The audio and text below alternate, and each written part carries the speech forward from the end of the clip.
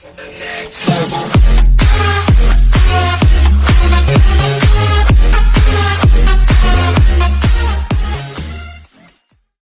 the heat wave was bad? Climate already, London Reuters shall.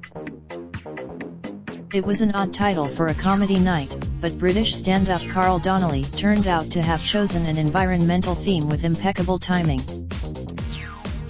With temperature records tumbling daily in last week's European heatwave, a crowd in an East London bar seemed uniquely primed to appreciate his darkly humorous riffs on the existential threat posed by climate change. That foretaste of a radically hotter world underscored what is at stake in a decisive phase of talks to implement the 2015 Paris Agreement, a collective shot at avoiding climate breakdown.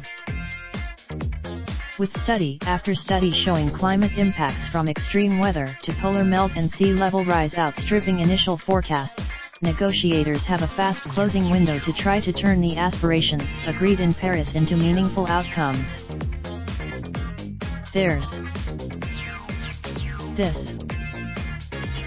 In October, the UN-backed Intergovernmental Panel on Climate Change IPCC warned emissions must start falling next year at the latest to stand a chance of achieving the deal's goal of holding the global temperature rise to 1.5 degrees Celsius.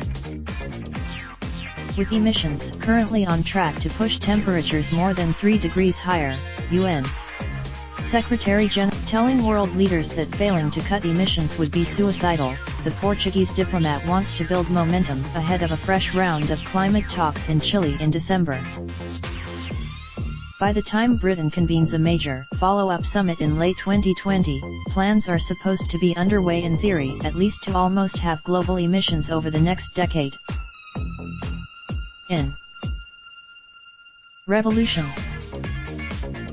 As the diplomatic offensive intensifies, the latest scientific studies have offered negotiators scant comfort.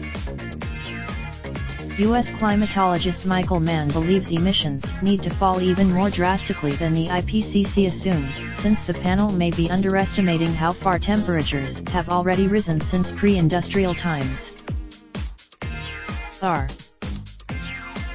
Mann has urged governments to treat the transition to renewable energy with the equivalent urgency that drove the U.S. industrial mobilization in World War II. So far, no major economy has taken heed. Although Britain boosted the Paris Agreement in June by committing to net zero carbon emissions by 2050, the country, preoccupied by Brexit, is far from on a climate war footing. Likewise, a push led by France and Germany for the European Union to adopt a similar target was relegated to a footnote at a summit in Brussels after opposition from Poland, the Czech Republic and Hungary.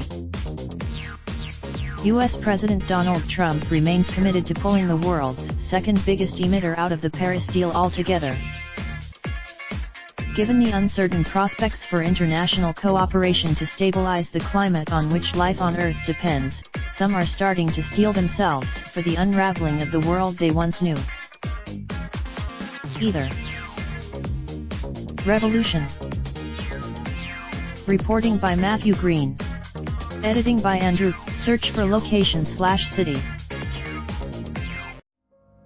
Raindrop, drop top smoking, no cooking the hot pot. Fucking on your bitch, yeah, that. Looking up, open the park pot.